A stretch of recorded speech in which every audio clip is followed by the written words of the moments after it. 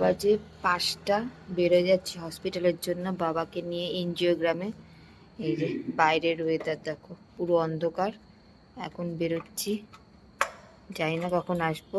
বাবাকে আজকে অ্যাডমিশন করায়, এনজিওগ্রাম করাবো, কারণ বাবার হার্টে 2টো ব্লকেজ আছে। দেখি কি হয়। যাচ্ছি, বেরোচ্ছি এখন হসপিটালে। বাইরেটা ভীষণ ঠান্ডাও না, আবার সেরকম গরমও না। আর এই যে হোটেলের সামনে গাড়ি দাঁড়িয়ে আছে, এই গাড়িতে করেই হোটেল থেকে দিয়ে আসবে হসপিটালে। আর ওই দেখো মা উপর থেকে দেখছে আমাদেরকে। আর চলে এসেছি হসপিটালে, এখন অ্যাডমিশন করাবো বাবাকে। অনেক সকাল সকাল ঢুকে পড়েছি, আশেপাশে তো কোনো লোকজন নেই, কোথাও কেউ নেই। আর অনেক সকালে এসেছি, কারণ ডাক্তার বলেছে যে অনেক সকালে আসলে তাড়াতাড়ি এনজিওগ্রামটা হয়ে যাবে। আর ওই যে রুমটা দেখতে পাচ্ছ, ওই রুমে বাবাকে ঢোকানো হয়েছে। আর আমি এখানে একাই বসে আছি, আশেপাশে কেউ নেই, পুরো জায়গাটা ফাঁকা।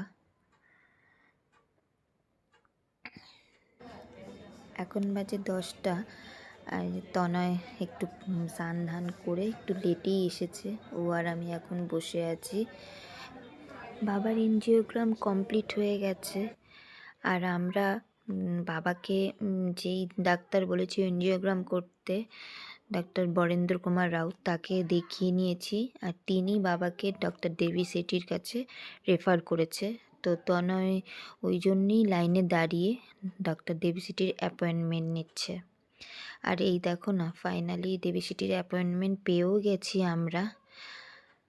আর এইখানে বসেছি, এই জায়গাটা থেকে ওনার কাছে নিয়ে যাবে। আর দেখো দেওয়ালে সব কত বড় বড় পুরস্কার উনি পেয়েছেন, ওনাকে সম্মানিত করা হয়েছে কত বড় বড় পুরস্কার দিয়ে। আমরা ওয়েট করছি। আমাদের এখন বিকেল 5:30 বাজে, আমাদের কমপ্লিট হয়ে গেছে দেবী সেঠিকে দেখানো। আর এখন আমরা চলে যাব হোটেলে।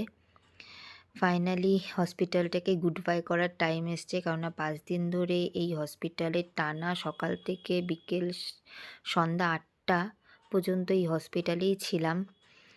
5 দিন কন্টিনিউ আসা যাওয়া করেছি।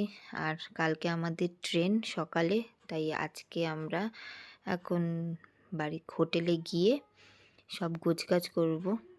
আর এই তো হোটেলে চলেও এসেছি। এখন বারবার করে বাড়ি বলছি। হোটেলে গিয়ে সব গোছগাছ করার পালা, কাল সকাল ট্রেনে আমাদের বাড়ির দিকে রওনা দেওয়ার সময়। যাই হোক, এখন রাত্রি 11টা বাজে। তোমরা দেখেছো যে আমি কত ভোরে উঠে গেছিলাম বাবাকে এনজিওগ্রাম করতে। আর কালকে আমরা ট্রেনে উঠবো সকালবেলা। আর তো এই জন্য আজকে আমাদের এতক্ষণ রাত্রি 11টা পর্যন্ত সব আমরা হসপিটাল থেকে এসছি আমরা সন্ধ্যা 7টায়। সেই সকাল 5টায় গেছিলাম বাবা আমি, তারপরে তনয় গেছিল। তারপরে সন্ধ্যা 7টায় আমরা হসপিটাল থেকে এসছি। তারপর রান্নাবাড়ি করে খেয়ে মোটামুটি গোছগাছ একটা কমপ্লিট করলাম, কারণ আমরা সকাল তোমার হচ্ছে এই 7টার দিকে বেরিয়ে যাব, আমাদের 10টায় ট্রেন। আর শরীর চলছে না। আর এই 5 দিন প্রচণ্ডভাবে খালি হসপিটাল আর হসপিটাল হোটেল এটাই করলাম। কোথাও যেতে পারিনি, কোথাও ঘুরতে পারিনি, কিছুই করতে পারিনি। আর আজকে সব থেকে বড় একটা পাওনা, সেটা হচ্ছে বাবার সম্পূর্ণ সব কিছু কমপ্লিট। লাস্ট আমার খুব ইচ্ছে ছিল যে আমি ডক্টর দেবী সেঠির কাছে বাবাকে একবার চেক আপ করাবো, আর সেই ইচ্ছেটা আজকে আমার পূর্ণ হলো।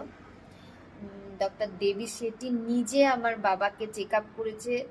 আমি উনার অ্যাপয়েন্টমেন্ট 3:30টার সময় পেয়েছি। দুপুর 3টার সময় আমি ডাক্তার বরেন্দ্র রাউতের কাছে দেখিয়ে লাস্ট আমি 3:30টার সময় শুনলাম যে উনার কাছে আমি একটা চান্স পাবো দেখা করার। বা চেক আপ করানোর। আমি 3:30টায়, আমার কোনো আশা ছিল না যে আমি 3:30টার সময় বাবাকে নিয়ে গিয়ে আমি ওনাকে চেক আপ করাতে পারবো। কারণ 3:30টায় কেউই একদিনে ওনার অ্যাপয়েন্টমেন্ট পায় না। ওনার অ্যাপয়েন্টমেন্ট পেতে গেলে মিনিমাম 3-4 দিন লোককে ঘুরতে হয়। আর সেখানে আমি 3:30টার সময় বেরিয়ে সমস্ত প্রসেসিং কমপ্লিট করে 4:30টার মধ্যে বাবাকে ওনার রুমের কাছে নিয়ে গেছি। ওনার সঙ্গে কথা বলেছি। ওনার যত রকম প্রেসক্রাইব করার ছিল আমার বাবাকে সব রকম প্রেসক্রাইব করেছে। আর এখন তো এই মুহূর্তে তো বাবার বাবার হার্টে 2টো ব্লক ধরা পড়েছে। আর এই মুহূর্তে আমাদের পক্ষে সম্ভব হচ্ছে না যে কোনো রকম সার্জারি করার। তো যাই হোক, খুব তাড়াতাড়ি আবার আসবো বাবাকে সার্জারি করানোর জন্য। হয়তো এখনো কিছু ডিসিশন নিইনি সেরকমভাবে। কালকে বাড়িতে যাব, তারপর ডিসিশন নেব যে কি করা যাবে কি করা যাবে না। তা আমাদের ব্যাঙ্গালোরের ট্রিপ সম্পূর্ণ কমপ্লিট হলো সাকসেসফুলি। আমরা সবাই চেক আপ করিয়ে নিয়েছি। আর এখন আমরা বাড়িতে যাব। ঠাকুর করে ভালো মতন পৌঁছলেই ভালো। আজকে ভিডিওটা এইটুকুই। সবাইকে গুড নাইট, টাটা।